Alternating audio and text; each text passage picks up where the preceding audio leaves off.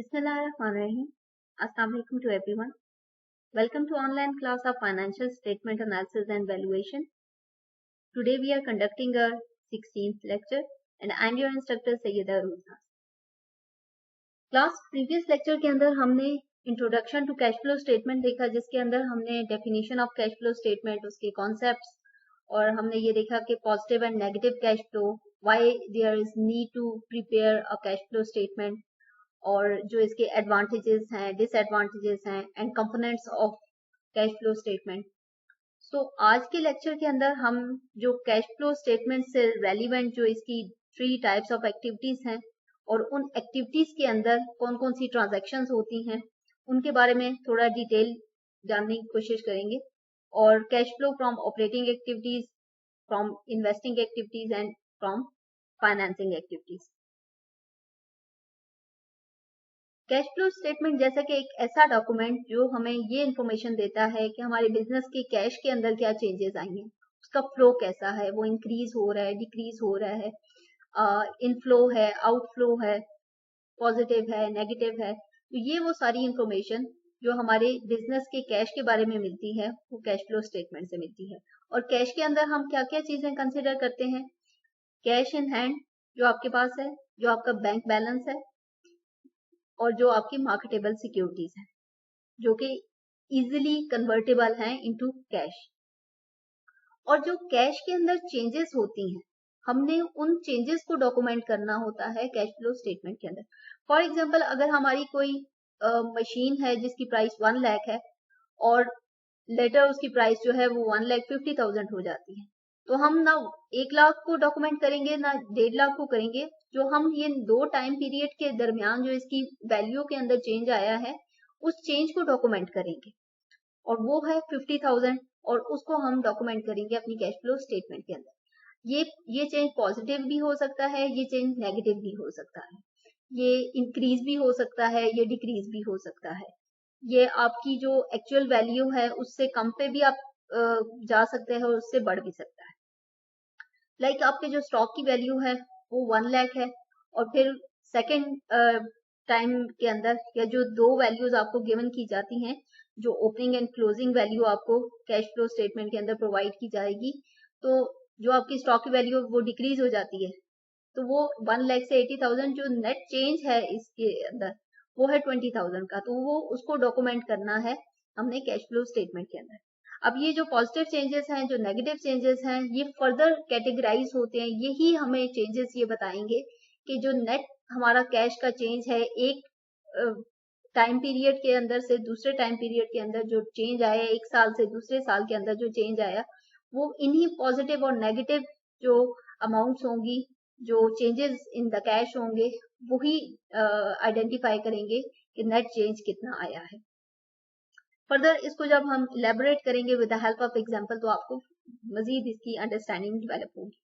तो बेसिकली हमारे पास 3 एक्टिविटीज होती हैं कैश फ्लो स्टेटमेंट के अंदर. First one is cash flow from operating activities, then cash flow from investing activities, then cash flow from financing activities. और इन्हीं 3 activities के अंदर कुछ कैश का आउटफ्लो होगा, कैश का इनफ्लो होगा. ऑपरेटिंग के अंदर कैश का इनफ्लो होगा, कैश का आउटफ्लो होगा. फाइनेंसिंग के अंदर कैश का इनफ्लो होगा, कैश का आउटफ्लो होगा. इन्वेस्टिंग एक्टिविटीज के अंदर कैश का इनफ्लो होगा और कैश का आउटफ्लो होगा. और इन तीनों एक्टिविटीज से जो नेट कैश जनरेट होगा, net cash from operating activities, net cash from investing and net cash from financing, इन तीनों का जो कॉम्बिनेशन होगा या जो टोटल होगा वो डिपिक्ट करेगा कि कंपनी के अंदर कैश के अंदर कितना चेंज आया है, कितना कैश का इनफ्लो हुआ या आउटफ्लो हुआ, टोटल कितना चेंज आया है कैश के अंदर. फॉर एग्जांपल, हमारे पास ये एक बैलेंस शीट है एक कंपनी की और यहाँ पे जो कैश की अमाउंट गिवन होती है बैलेंस शीट के अंदर हमें पता है कि वो करंट एसेट्स के अंदर होती है. अब बाकी सारी वैल्यूज को हमने रहने देना है, हमने जस्ट ये देखना है कि यहाँ पे जो करंट एसेट के अंदर कैश एंड बैंक बैलेंस या मार्केटेबल सिक्योरिटीज की वैल्यू है, हमने वो वैल्यू देखनी है. तो 1 साल के अंदर 2019 में जो कैश एंड बैंक बैलेंस की वैल्यू वो है 1,50,109 और 2020 के अंदर जो कैश की वैल्यू है वो है 3,11,091 रुपीज. तो जो नेट इसका डिफरेंस है हम पहले वो निकाल लेते हैं. तो ओपनिंग वैल्यू हम लेंगे 2019 की वैल्यू, क्लोजिंग वैल्यू हम लेंगे 2020 की वैल्यू, और जो नेट इंक्रीज या डिक्रीज अगर आता है इसके अंदर, तो जब आप इसका नेट लेंगे तो वो 1,60,982 है। अब ये जो 1,60,982 है, ये नेट चेंज है एक टाइम पीरियड से दूसरे टाइम पीरियड के अंदर कैश के अंदर। अब हमने ये आइडेंटिफाई करना है, हमने कैश फ्लो स्टेटमेंट को बनाने से पहले हमें ये चेंज पता है कि ये जो 1,60,982 का चेंज है, ये चेंज नेट कैश चेंज है एक साल से दूसरे साल के दरमियान। लेकिन ये किस एक्टिविटी के थ्रू आया है? क्या ये ऑपरेटिंग सारे का सारा चेंज ऑपरेटिंग एक्टिविटीज से है? क्या ये सारे का सारा चेंज इन्वेस्टिंग एक्टिविटीज से है? क्या ये सारे का सारा चेंज फाइनेंसिंग एक्टिविटीज से है? या उन तीनों एक्टिविटीज के अंदर 1,60,982 का इक्वल डिस्ट्रीब्यूशन है, या किसी के अंदर ज्यादा है, किसी के अंदर कम है, किसी के अंदर बिल्कुल नहीं है? तो ये चीज हमने आइडेंटिफाई करनी होती है कैश फ्लो स्टेटमेंट के अंदर। फॉर एग्जाम्पल ये 1,60,982 ये भी हो सकता है कि ऑपरेटिंग एक्टिविटी के अंदर 60,082 रुपीज का चेंज हो, इन्वेस्टिंग के अंदर 1,09,000 का चेंज हो, और फाइनेंसिंग के अंदर कोई चेंज ना हो। तो टोटल जो होगा वो 1,09,82 होगा, 1,60,982। ये भी हो सकता है कि ऑपरेटिंग एक्टिविटीज के अंदर 50,000 का चेंज हो, इन्वेस्टिंग के अंदर 60,000 का चेंज हो, और जो आपकी फाइनेंसिंग एक्टिविटी है उसके अंदर 50,982 का चेंज हो। टोटल ये भी 1,60,982 बनेगा। और ये भी हो सकता है कि ऑपरेटिंग के अंदर कम चेंज हो, 30,000 का हो जस्ट, इन्वेस्टिंग के अंदर भी कम चेंज हो, लेकिन फाइनेंसिंग एक्टिविटीज के अंदर ज्यादा चेंज हो। तो टोटल ये भी 1 लाख। तो यही हमने आइडेंटिफाई करना है कि किन एक्टिविटीज के अंदर ये जो नेट चेंज, जो हमें आंसर पहले ही पता है, लेकिन हम ये आंसर को इसको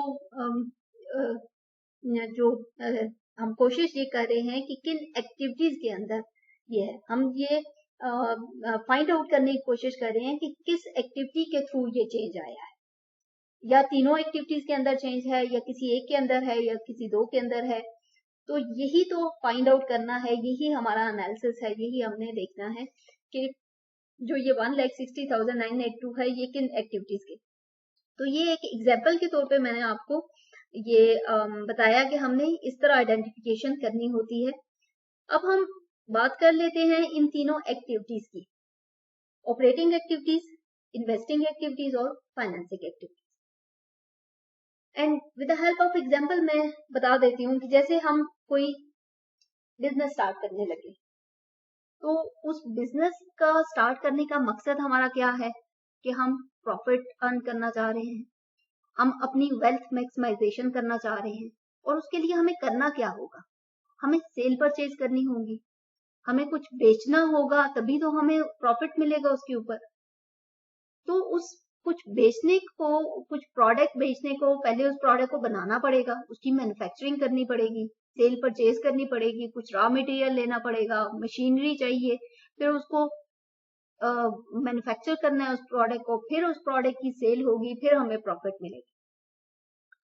तो जो हमारी सेल परचेज से रिलेटेड जितनी भी अलाइंड एक्टिविटीज हैं, वो सारी हमारी ऑपरेटिंग नेचर की एक्टिविटीज हैं, और कि हमें उस मैन्युफैक्चरिंग के लिए फिर वर्कफोर्स भी चाहिए, उनको हमने सैलरीज भी देनी है, फिर हमें कारखाना होगा, फैक्ट्री होगी, तो वहां पे हमारी बिजली भी लगेगी, गैस भी लगेगा, पेट्रोल डीजल ये सब भी लगेगा, तो हमारे ये सारे एक्सपेंसेस होंगे। फिर हमने पैकेजिंग भी करनी है, फिर हमने अपनी प्रोडक्ट को एडवर्टाइज भी करना है, फिर हमने अपनी प्रोडक्ट को उसकी मार्केटिंग जो करते हैं वो भी करना है। और ये सारी जो एक्टिविटीज हैं, ये जो है ये लिंक करती हैं, या ये ऑपरेशन नेचर की एक्टिविटीज हैं, जिसके थ्रू हमें अर्निंग होगी, हमें प्रॉफिट होगा, हमें रेवेन्यू मिलेगा। लेकिन इन एक्टिविटीज को करने के लिए, अब ये जो मैन्युफैक्चरिंग हम करेंगे, मैन्युफैक्चरिंग के लिए फिर मैन्युफैक्चरिंग मशीन भी चाहिए, फिर ऑफिस रन करेंगे, जनरल एडमिनिस्ट्रेटिव एक्सपेंसेस जो हमारे होंगे, बाकी सारा, तो उसके लिए फिर हमें फैक्ट्री भी चाहिए, लैंड भी चाहिए, बिल्डिंग भी चाहिए, ऑफिस भी चाहिए। तो वो सब करने के लिए हमें इन्वेस्टिंग नेचर की एक्टिविटीज होंगी, जहां पे हमने मशीनरी परचेज करनी है, फर्नीचर परचेज करना है, ऑफिस इक्विपमेंट परचेज करना है, अपनी सारी लैंड परचेज करना है, बिल्डिंग परचेज करनी है। तो ये वो सारी एक्टिविटीज हैं जो कि एक फिक्स सॉर्ट ऑफ एक्टिविटीज हैं, फिक्स नेचर की एक्टिविटीज हैं। अब इन एक्टिविटीज को हम इन्वेस्टिंग एक्टिविटीज कहते हैं कि ये हमारे पास होंगी, इनके अंदर हम इन्वेस्टमेंट करेंगे। जब हमारे पास मशीन आ जाएगी, फैक्ट्री बन जाएगी, लैंड बिल्डिंग सब होगा, तो फिर हम मैन्युफैक्चरिंग कर सकते हैं। तो ये इन्वेस्टिंग एक्टिविटीज हो। अब मशीन परचेज करने के लिए, लैंड परचेज करने के लिए, आपको बिल्डिंग परचेज करने के लिए आपको पैसा चाहिए। अब पैसा कहाँ से आएगा? पैसा के लिए हमारे पास रास्ते हैं, या तो हम डेट की तरफ जाएं या हम इक्विटी की तरफ जाएं। तो वो जो एक्टिविटीज होंगी वो हमारी फाइनेंसिंग नेचर की एक्टिविटीज होंगी। तो या तो हम बैंक से जाके लोन लेंगे और या हम शेयर्स इशू करेंगे। तो वो सारी एक्टिविटीज हमें फाइनेंसिंग एक्टिविटीज के अंदर उसको कैटेगराइज करते हैं। अब इन तीनों एक्टिविटीज के अंदर पैसा आ भी रहा है और पैसा जा भी रहा है। तो इन तीनों एक्टिविटीज के अंदर हम वो सारी ट्रांजैक्शंस जो कैश ट्रांजैक्शंस हैं उनको आइडेंटिफाई करना है कि किन ट्रांजैक्शन के थ्रू कैश का इनफ्लो होता है और किन ट्रांजैक्शन के थ्रू कैश का आउटफ्लो होता है। और at the end of all these three activities हम ये मेंशन करते हैं कि ये कैश हमें ऑपरेटिंग एक्टिविटी से जनरेट हुआ, ये कैश हमें इन्वेस्टिंग एक्टिविटी से जनरेट हुआ और ये कैश हमें फाइनेंसिंग एक्टिविटी से जनरेट हुआ। अब ये कैश जो है ये नेगेटिव भी हो सकता है, नेगेटिव वैल्यू भी हो सकती है, किसी एक की नेगेटिव हो सकती है, बाकी की पॉजिटिव हो सकती है। तो ये डिपेंड करता है कि आपका कैश का फ्लो कैसा है। हर कंपनी का डिपेंड करता है, उसकी एक्टिविटीज के ऊपर डिपेंड करता है, उसके फाइनेंशियल डिसीजंस के ऊपर डिपेंड करता है कि उनका कैश का फ्लो कैसा है और एट द एंड फिर वो वैल्यू जो है वो नेगेटिव में है या पॉजिटिव में है, जिसके ऊपर हमने लास्ट लेक्चर में बात की थी कि अगर आपकी कैश फ्लो की नेगेटिव एट द एंड जो वैल्यू है वो नेगेटिव आती है या पॉजिटिव आती है। अब हम ये देख लेते हैं कि जो आपकी कैश फ्लो स्टेटमेंट बनती है वो दो तरीकों से बनती है। एक तो डायरेक्ट मेथड से बनती है और एक इनडायरेक्ट मेथड। और डायरेक्ट मेथड हो चाहे इनडायरेक्ट मेथड हो, जो आपकी इन्वेस्टिंग एक्टिविटीज हैं और जो आपकी फाइनेंसिंग एक्टिविटीज हैं, they will remain the same, ये सेम रहेगी। डिफरेंस कहाँ पे आएगा या चेंज कहाँ पे होगी चीज? आपकी ऑपरेटिंग एक्टिविटीज के अंदर। जो डायरेक्ट मेथड होगा वो कैश बेस्ड जो ट्रांजैक्शंस होती हैं वो डायरेक्ट मेथड के अंदर हम वो ट्रांजैक्शंस मेंशन करते हैं। जो इनडायरेक्ट मेथड होता है ऑपरेटिंग एक्टिविटीज के अंदर, वो हम नॉन कैश ट्रांजैक्शंस जो होती हैं उनके थ्रू हम कैश फ्लो स्टेटमेंट बनाते हैं। तो जब हम बिजनेस स्टार्ट करते हैं तो सबसे पहले हम ये देखते हैं कि हमने पैसा कहाँ से लेना है। थोड़ा हम पहले अभी मैंने आपको जब अभी एग्जांपल दी है तो ऑपरेटिंग एक्टिविटीज से इसको स्टार्ट किए हैं, लेकिन यूजली बेहतर ये है कि हम थोड़ा इसको फाइनेंसिंग वाली साइड से इसको स्टार्ट करके देखते हैं कि लेट्स से मैं एक बिजनेस करना चाहती हूँ, तो सबसे पहले मुझे पैसा चाहिए उस बिजनेस को स्टार्ट करने के लिए। मैंने सारी प्लानिंग कर ली कि मुझे क्या करना है, कैसे करना है, सारा बिजनेस प्लान सेटअप कर लिया, लेकिन सबसे पहले अब मुझे जो रिक्वायरमेंट है वो फाइनेंसिंग रिक्वायरमेंट है। तो मैं फाइनेंसिंग का सोचूंगी कि मैंने डेट की तरफ जाना है या इक्विटी की तरफ जाना है। मेरे पास ऑप्शंस है कि मैं लोन ले लूं बैंक से, मैं बॉन्ड्स इशू कर लूं, मैं शेयर्स इशू कर लूं, डिबेंचर्स की तरफ चली जाऊं। तो ये वो सारे ऑप्शंस मेरे पास हैं जिससे मुझे पैसा आ सकता है। अब जब लोन की तरफ मैं जाऊंगी तो बैंक के पास जाऊंगी, बैंक मुझे लोन देगा तो कैश का इनफ्लो होगा। तो यहाँ पे आप जो लोन के साथ वैल्यू होगी वो आपका लोन लेने से आपका कैश का इनफ्लो होता है और वो आप उसको पॉजिटिव का साइन देते हैं। अब मैं बॉन्ड्स इशू करूंगी तो जो बॉन्ड्स होल्डर होंगे वो बॉन्ड्स ले लेंगे और मुझे उसके अगेंस्ट कैश देंगे, पैसा देंगे, तो बॉन्ड्स के साथ भी पॉजिटिव का साइन आएगा। लाइकवाइज मैं शेयर्स इशू करती हूँ, मैं डेट की तरफ नहीं जाती, मैं शेयर्स इक्विटी साइड पे जाती हूँ और मैं शेयर्स इशू करती हूँ। तो मैं शेयर्स इशू करूंगी तो शेयर्स के अगेंस्ट मुझे कैश मिलेगा। तो इशुएंस ऑन शेयर्स मुझे कैश मिलना है तो वो भी पॉजिटिव का साइन होगा। प्रेफरेंस शेयर रिडम्पशन, अब लेट्स से मेरे बिजनेस के अंदर जो प्रेफरेंस शेयर होल्डर्स थे, उन्होंने शेयर्स, मैंने उनसे वापस ले लिए, शेयर्स रीगेन कर लिए, रिडम्पशन हो गई उन शेयर्स की। तो जब मुझे शेयर्स वापस मिले तो मुझे उसके अगेंस्ट पेमेंट करनी है उन प्रेफरेंस शेयर होल्डर्स को, तो यहाँ पे नेगेटिव का साइन होगा। अब बॉन्ड्स इशू मैंने किए थे अगर बिजनेस के अंदर, तो मैं वो रिडम्पशन उनकी होगी, तो मैं बॉन्ड्स को उनसे वापस ले लूंगी, तो मैं उसके अगेंस्ट उनको पेमेंट कर दूंगी। तो यहाँ पे भी अगेन नेगेटिव का साइन होगा। अब हम ये देख रहे हैं कि पहले हमारे पास प्लस के साइन आ रहे थे, फिर हमारे पास नेगेटिव के साइन आ रहे हैं कि यहाँ पे कैश का आउटफ्लो हो रहा है। प्रिंसिपल अमाउंट ऑन लोन, अब अगर मैंने लोन लिया था तो वो लोन मैंने कभी ना कभी पे तो करना है, तो जब मैं वो प्रिंसिपल अमाउंट उस लोन की पे करूंगी तो वो कैश का आउटफ्लो होगा और नेगेटिव साइन होगा। अब मैंने जो लोन लिया है तो मुझे उसके ऊपर इंटरेस्ट भी पे करना है, जब मैं उसके ऊपर इंटरेस्ट पे करूंगी तो अगेन कैश का आउटफ्लो होगा, नेगेटिव साइन होगा। और डिविडेंड पेड कि जो मैंने शेयर्स इशू किए, तो उन शेयर्स के ऊपर जो मेरी कंपनी से मुझे अर्निंग हुई, प्रॉफिट हुआ, तो मैंने उस प्रॉफिट का कुछ पार्ट जो है वो अपने शेयर होल्डर्स को देना चाहा और मैंने उनको डिविडेंड पे किया, तो अगेन मेरा कैश का आउटफ्लो होगा। तो ये डिविडेंड पे। अब कुछ पॉजिटिव कैश इनफ्लो की वैल्यूज थी, कुछ कैश आउटफ्लो की वैल्यूज थी, और यूजली हर इनकम जो आपकी कैश फ्लो स्टेटमेंट होती है वहां पे यही मोर और लेस यही ट्रांजैक्शंस जो हैं वो होती हैं। और एट द एंड मैं मेंशन कर दूंगी कि net cash generated from financing activities. अब हम सेकेंड एक्टिविटी की तरफ आते हैं, जो हमने पैसा ले लिया फाइनेंसिंग के थ्रू, डेट से लिया या इक्विटी से लिया, लोन लिया या बॉन्ड इशू किए या शेयर्स इशू किए, तो हम इन्वेस्टिंग एक्टिविटीज के अब हम उस पैसे की एप्लीकेशन करेंगे, उसको हमने कहाँ पे इन्वेस्ट करना है। हम ये भी कर सकते हैं, हमने मशीनरी ले सकते हैं, हम बिल्डिंग परचेज कर सकते हैं अपने बिजनेस के लिए, हम फैक्ट्री ले सकते हैं, हम लैंड ले सकते हैं। तो फिक्स नेचर ऑफ एसेट्स जो हैं उनके अंदर हम पैसा लगाएंगे तो वो हमारी इन्वेस्टिंग कहलाएगी, कि जो हमें हमारे rest of the business life के अंदर हेल्प आउट करेगी, और उसके ऊपर रिलाई करके हमारी मैन्युफैक्चरिंग होगी, हमारी कंपनी चलेगी और हमारी प्रोडक्ट्स बनेंगी। तो वो जो इन्वेस्टमेंट है वो हम अपनी कंपनी के अंदर कर रहे हैं। तो जब हम कोई एसेट परचेज करेंगे अपनी कंपनी के लिए, बिल्डिंग हो, मशीन हो, लैंड हो, कुछ भी एसेट ऐसा हो जो कि हम अपने बिजनेस के लिए उसको यूज कर रहे हो और वो फिक्स नेचर का एसेट हो, तो जब हम उसको परचेज करेंगे तो उसके अगेंस्ट हमें पेमेंट करनी पड़ेगी, तो कैश का आउटफ्लो होगा, एसेट हमारे पास आएगा और कैश का आउटफ्लो होगा। और लाइकवाइज ऑपोजिट करें तो जब हम एसेट को सेल करेंगे, फिक्स नेचर ऑफ एसेट को सेल करेंगे, तो जब हम सेल करेंगे तो हमें कैश मिलेगा और कैश का इनफ्लो होगा, तो पॉजिटिव वैल्यू होगी।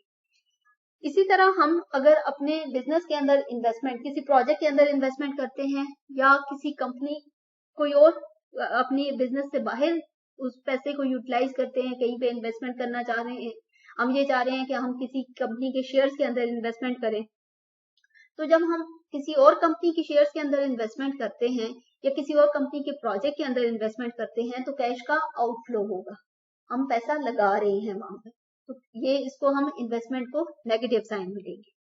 और जब हमने अगर किसी कंपनी की शेयर्स के अंदर इन्वेस्टमेंट की, तो जाहिर बात है कि जब उस कंपनी को रेवेन्यू होगा, उस कंपनी का जब प्रॉफिट होगा, तो वो भी हमें उन शेयर्स के ऊपर डिविडेंड पे करेंगे।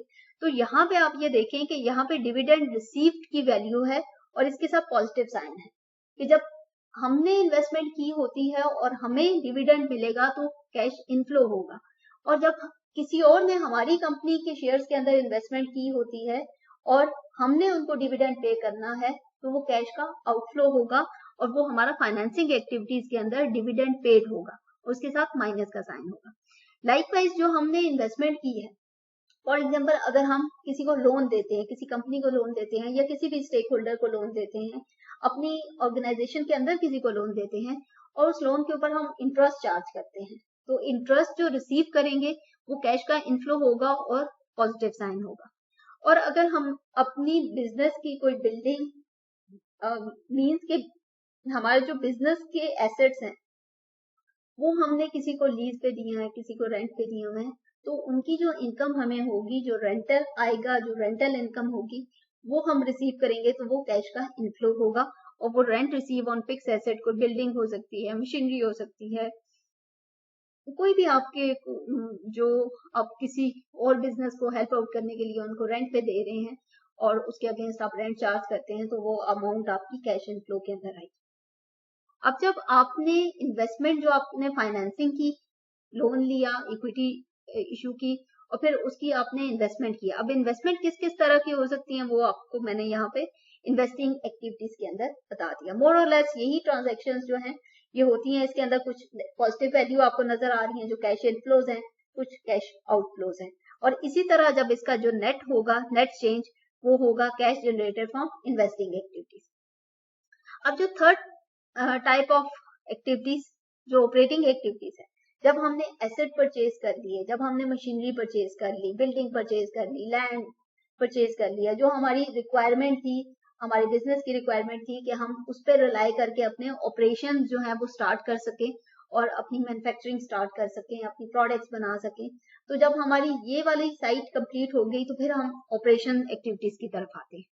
अब ऑपरेशन एक्टिविटीज के अंदर मैंने पहले बात की थी कि सेल परचेज की बात होती है, कि जब आप आपके डे टू डे अफेयर्स की बात होती है, आप मैन्युफैक्चरिंग करते हैं, परचेजिंग करते हैं, रॉ मटेरियल लेते हैं, स्टेशनरी लेते हैं और कोई छोटे इक्विपमेंट्स लेते हैं, फर्नीचर लेते हैं, ऑफिस का कुछ इस तरह रूटीन के जो यूज के अंदर आपकी चीजें हैं उसकी सेल करते हैं और परचेज करते हैं। सेल जो अल्टीमेट जो आपकी प्रोडक्ट होती है उसको आप सेल करते हैं। तो यहाँ पे हम जो ऑपरेटिंग एक्टिविटीज और डायरेक्ट मेथड की बात कर रहे हैं, तो यहाँ पे हम वही ट्रांजेक्शन मेंशन कर रहे हैं जो कैश बेस्ड ट्रांजेक्शन है। और ये सारी जो वैल्यूज हैं, cash, cost of goods sold, expenses, salaries, ये सारी वैल्यूज हमें इनकम स्टेटमेंट के अंदर मिलती है।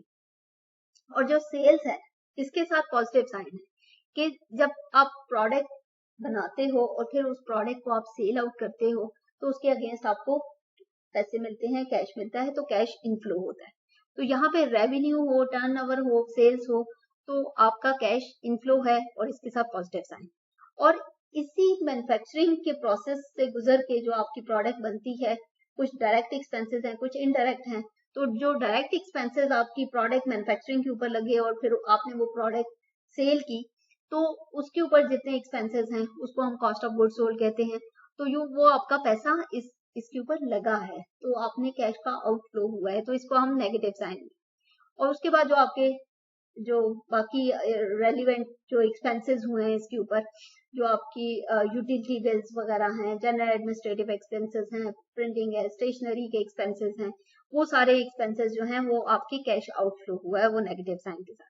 फिर जो आपकी वर्क फोर्स है, लेबर है, उन्होंने काम किया है, मैन्युफैक्चरिंग के अंदर काम किया है, जो आपका स्टाफ है उनको आपने सैलरीज पे करनी है, तो वो सैलरीज भी आपका कैश का आउटफ्लो होगा, नेगेटिव वैल्यू होगी।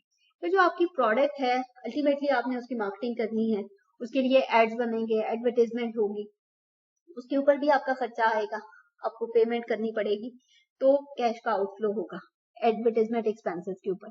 और जो इंश्योरेंस है, जो आपकी कंपनी की आपने इंश्योरेंस, आपकी बिजनेस इंश्योरेंस है, तो वो भी आपको पे करनी पड़ती है, तो इंश्योरेंस एक्सपेंसेस आपको कैश का आउटफ्लो होगा। और लाइक वाइज आप, तो ये सारी वो डायरेक्ट ऑपरेटिंग एक्टिविटीज हैं कि कैश बेस के जिनके अंदर कुछ कैश का इनफ्लो है और बाकी कैश का आउटफ्लो है। और एट द एंड आपको जो net cash generated from operating activities है उसकी वैल्यू आपके पास आ जाएगी। और इन तीनों values from operating activities, investing activities और फाइनेंसिंग एक्टिविटीज की जो वैल्यू होगी, ये तीनों वैल्यूज मिलके आपको ये बताएंगी कि जो नेट चेंज आया एक टाइम पीरियड से दूसरे टाइम पीरियड के अंदर आपके बिजनेस के अंदर, वो ऑपरेटिंग से कितना आया, इन्वेस्टिंग से कितना आया और फाइनेंसिंग से कितना आया। तो इस तरह फिर कैश फ्लो स्टेटमेंट हमें हेल्प आउट करता है आइडेंटिफाई करने में कि हमारा किन किन एक्टिविटीज के थ्रू कितना चेंज आया है। अब हम बात कर लेते हैं इनडायरेक्ट मेथड से जो कैश फ्लो स्टेटमेंट्स बनती है। पहले हमने बात की डायरेक्ट मेथड से और इनडायरेक्ट मेथड से करते हैं। तो इसके अंदर जो इन्वेस्टिंग और फाइनेंसिंग एक्टिविटीज है वो they will remain the same, but हम बात करेंगे ऑपरेटिंग एक्टिविटीज की इनडायरेक्ट मेथड से। और यहाँ पे हमने ये देखा कि जो आपकी ऑपरेटिंग एक्टिविटीज हमने डायरेक्ट मेथड में वो स्टार्ट हुई आपकी सेल्स से, जहां से आपकी इनकम स्टेटमेंट स्टार्ट होती है, जो आपके रेवेन्यूज और टर्नओवर सेल्स। लेकिन यहाँ पे जो आपकी ऑपरेटिंग एक्टिविटी स्टार्ट होंगी वो आपकी डाउन टू अप होंगी। जो आपकी इनकम स्टेटमेंट में सबसे एंड पे आप वैल्यू होगी net profit earning before interest and taxes, वहां से स्टार्ट होगी। अब मैं आपको ये बताऊं कि नेट प्रॉफिट की वैल्यू हम क्यों नहीं ले रहे यहाँ पे, वो इस वजह से नहीं ले रहे क्योंकि जो आपका नेट आपकी अर्निंग बिफोर इंटरेस्ट की वैल्यू के बाद आपका इंटरेस्ट डिडक्ट होता है, फिर आपका टैक्स डिडक्ट होता है और फिर आपका नेट प्रॉफिट होता है। तो नेट प्रॉफिट की इसलिए नहीं ले रहे क्योंकि इंटरेस्ट को तो ऑलरेडी हम एड्रेस कर चुके हैं फाइनेंसिंग एक्टिविटीज के अंदर, कि जहां पे आपने लोन दिया तो आपने उसके ऊपर इंटरेस्ट पे किया और वो आपका कैश आउटफ्लो होगा, तो इंटरेस्ट को तो इस वजह से नहीं कर रहे। और टैक्स को इसलिए नहीं कर रहे क्योंकि जब आपका नेट कैश जनरेट होगा तो उसके बाद फिर आपके जो गवर्नमेंट की लायबिलिटी है, जो स्टेट की लायबिलिटीज है, जो टैक्स की फॉर्म के अंदर, वो आपने बाद में पे करनी है। तो वो उसका यूज नहीं है कोई कि हम नेट प्रॉफिट लें, तो हम earning before interest and taxes लेते हैं और फिर हम इस वैल्यू के साथ एडजस्टमेंट करते हैं। जो इसकी वैल्यू होगी earning before interest and taxes की, उसके साथ एडजस्टमेंट करेंगे नॉन कैश एक्सपेंस की। अब ये इनडायरेक्ट मेथड है और इसमें हम सारे वो एक्सपेंसेस लेंगे जो नॉन कैश बेस्ड एक्सपेंसेस हैं। सबसे पहले आ जाता है जो earning before interest and taxes की वैल्यू होती है, उससे ऊपर जो आपके जो नॉन कैश एक्सपेंसेस आपके डिडक्ट होते हैं वो डेप्रिसिएशन। अब डेप्रिसिएशन जो है वो एज सच कैश के अंदर उसकी वो कैलकुलेशंस नहीं होती, वो आपकी एसेट की वैल्यू डिक्रीज होती है। तो जब डेप्रिसिएशन होगी तो आपकी एसेट की वैल्यू डिक्रीज होगी, कैश के अंदर कैश की वैल्यू डिक्रीज नहीं होती है। तो इसलिए हम डेप्रिसिएशन को पॉजिटिव जो है वो कंसिडर करते हैं। गुडविल रिटर्न ऑफ, अब जो आपकी बिजनेस की गुडविल है, गुडविल तो कोई नहीं बेचता, गुडविल में की जो आपका जो ब्रांड नेम होता है या जो आपकी पॉपुलैरिटी होती है वही तो आपकी कस्टमर बेस बनाती है।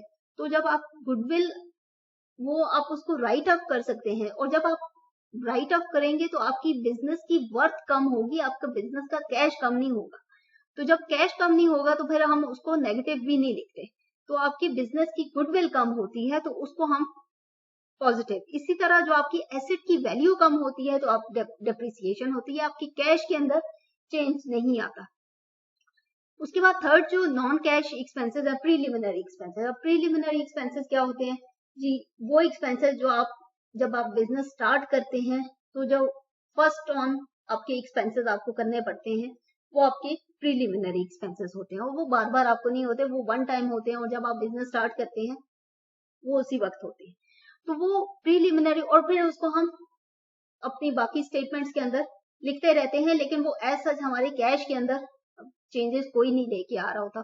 वो वन टाइम हमने वो एक्सपेंसेस पे कर दिए और पैसा लगा लिया, कैश आउटफ्लो हो गया, लेकिन वो बार बार फिर फॉर द अपकमिंग ईयर्स के अंदर वो उसके अंदर हमारे कैश के अंदर वो कोई चेंज नहीं लेके आते, तो इसलिए वो भी पॉजिटिव होगा।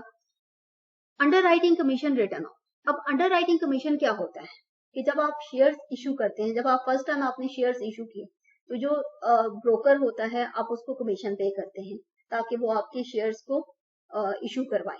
तो वो जो under writing commission return of है वो आपने वो उस टाइम पे कर दिया कमीशन टू द ब्रोकर कि वो आपकी कंपनी के शेयर्स को इशू करवाए, वो बार बार तो आप पे उसको नहीं करेंगे, तो इसीलिए वो भी राइट ऑफ हो गए और वो उसकी वैल्यू भी पॉजिटिव। उसके बाद डिस्काउंट ऑन इशूइंग डिबेंचर।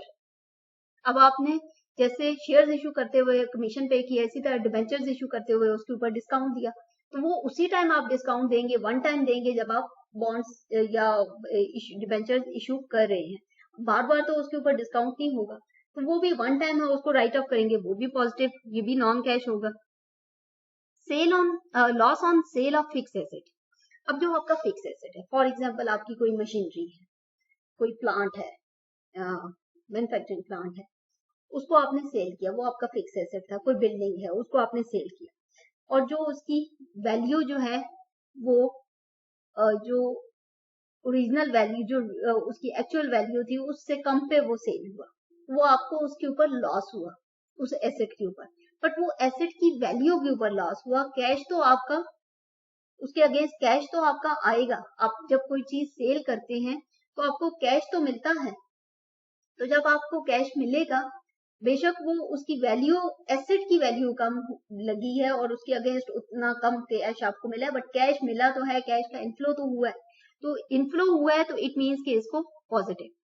और profit on sale of fix asset, तो लॉस को हमने प्लस लिखा, क्योंकि हम जब इन्वेस्टिंग एक्टिविटीज के अंदर लॉस करते हैं तो वहां पे हम इसको माइनस कंसिडर करते हैं कि हमें सेल ऑन एसेट पे, फिक्स एसेट पे लॉस हुआ तो वो वहां पे कैश आउटफ्लो होगा। अब यहाँ पे profit on sale of fix asset, अब फॉर एग्जांपल हमारा कोई फिक्स एसेट है जो कि 1 लाख का था और हमने उसको जब उसकी वैल्यू जो जब उसको सेल किया तो वो 1,50,000 का, तो हम ना 1 लाख इसको यहाँ पे डॉक्यूमेंट करेंगे ना 1,50,000, हम क्या डॉक्यूमेंट करेंगे 50,000। तो जो 50,000 हमें एडिशनल अमाउंट मिली on the value of that asset, वो हमारा प्रॉफिट है उस एसेट को सेल करने के। और वो प्रॉफिट जो है वो ऑलरेडी हम सेल ऑफ फिक्स एसेट के अंदर उसको इन्वेस्टिंग एक्टिविटीज के अंदर उसको उस वैल्यू को जो प्रॉफिट की वैल्यू है उसको कैश इनफ्लो के अंदर कंसिडर पॉजिटिव कंसिडर कर रहे हैं। तो जब एक एक्टिविटी के अंदर आप किसी ट्रांजैक्शन को पॉजिटिव ले रहे हैं तो दूसरी एक्टिविटी के अंदर अगर वो ही सेम वैल्यू होगी तो वो हम उसको नेगेटिव कंसिडर करेंगे, वरना वो उसका डबल इफेक्ट दे देगी कि वहां पे भी आप उसको पॉजिटिव ले रहे हैं और यहाँ पे भी आप उसको पॉजिटिव ले रहे हैं। तो यहाँ पे profit on sale on fix asset, तो यहाँ पे ये इसके साथ नेगेटिव साइन होगा, ये कैश आउटफ्लो कंसिडर करेंगे ऑपरेटिंग एक्टिविटीज के अंदर, नॉन कैश आइटम्स के अंदर। ओके, कंटिन्यूइंग दिस, अब हमने ये देखना है कि जो ये हमने 3 टाइप्स ऑफ एक्टिविटीज की, अब इन एक्टिविटीज के अंदर वो जो कंपोनेंट्स हम यूज कर रहे हैं, लोन, बॉन्ड्स, शेयर्स, फिर फिक्स एसेट्स की बात की, फिर इन्वेस्टमेंट्स की बात की, फिर हमने sales expenses, cost of goods sold की बात की, तो ये सारी इंफॉर्मेशन हमें कहाँ से मिलती? ये सारी इंफॉर्मेशन जो फाइनेंसिंग एक्टिविटीज की, लोन, बॉन्ड्स, इशू शेयर्स और प्रेफरेंस शेयर्स, बॉन्ड्स, ये वो सारी इंफॉर्मेशन है जो हमें बैलेंस शीट की लायबिलिटी साइड पे, जो आपके लॉन्ग टर्म लायबिलिटीज हैं और जो आपकी इक्विटी है, वहां पे ये हमें ये सारी इंफॉर्मेशन मिलती है। और जो purchase of fix assets, machine, building, sale of fix assets, investment, dividend receive, interest receive, ये वो सारी इंफॉर्मेशन है जो एसेट साइड पे हमें फिक्स एसेट्स में या लॉन्ग टर्म एसेट्स के अंदर ये इंफॉर्मेशन मिलती है।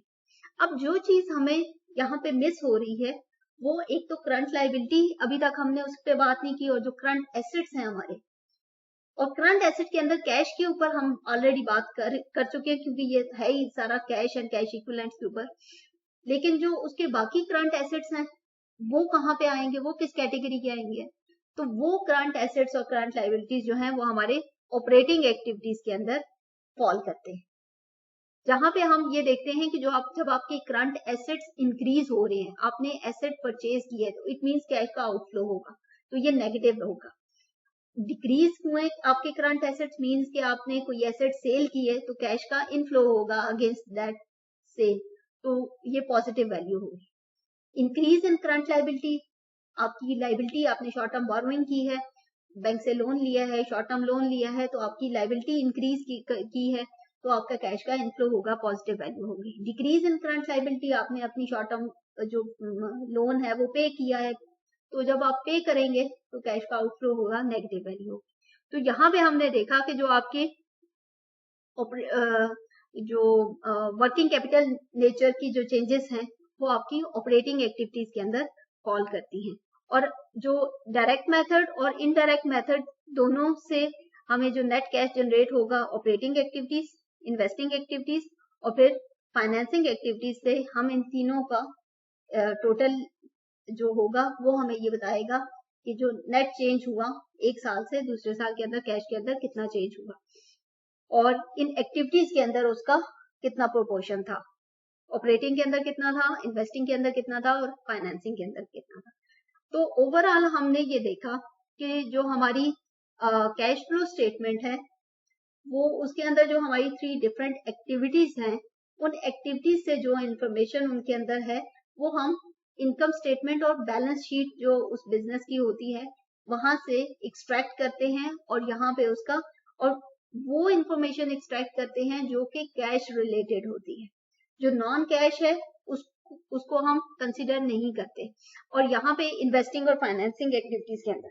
लेकिन जो ऑपरेटिंग नेचर की एक्टिविटीज हैं तो उसके अंदर फिर डायरेक्ट और इनडायरेक्ट मेथड है। जो डायरेक्ट मेथड है उसके अंदर कैश बेस्ड आपकी जो ट्रांजेक्शन है वो नोट डाउन करते हैं, और जो इनडायरेक्ट मेथड है कि जो आपका नेट प्रॉफिट है उसमें से आप बाकी सारे आपकी जो नॉन कैश आइटम्स हैं उनको निकाल लें, तो बाकी आपका जो नेट आंसर है वो आपका net cash generated from operating activities होगा। तो इस तरह हमने डायरेक्ट और indirect method of cash flow statement देखा, और उनके अंदर डिफरेंट जो कितने जो कंपोनेंट्स हैं उनको देखा। फर्दर जो 4 बेसिक रूल्स हैं कैश फ्लो स्टेटमेंट को ट्रैक करने के लिए, वो अगेन की रिपीटेशन है कि जो ट्रांजैक्शंस जहां पे आपके एसेट्स इंक्रीज करते हैं वहां पे जब एसेट इंक्रीज करते हैं तो डिक्रीज इन कैश फ्लो होता है, और जब एसेट डिक्रीज करते हैं तो इंक्रीज इन कैश फ्लो होता है। थर्ड ये है कि जब आपकी लाइबिलिटीज इंक्रीज करती हैं तो आपका इंक्रीज इन कैश फ्लो होता है। जब आप लोन लेते हैं, बोरोइंग करते हैं, तो आपकी लाइबिलिटीज इंक्रीज कर जाती हैं और साथ ही आपका कैश फ्लो इंक्रीज कर जाता है, और जब आपकी लाइबिलिटीज डिक्रीज करती हैं तो आपका कैश फ्लो डिक्रीज करता है।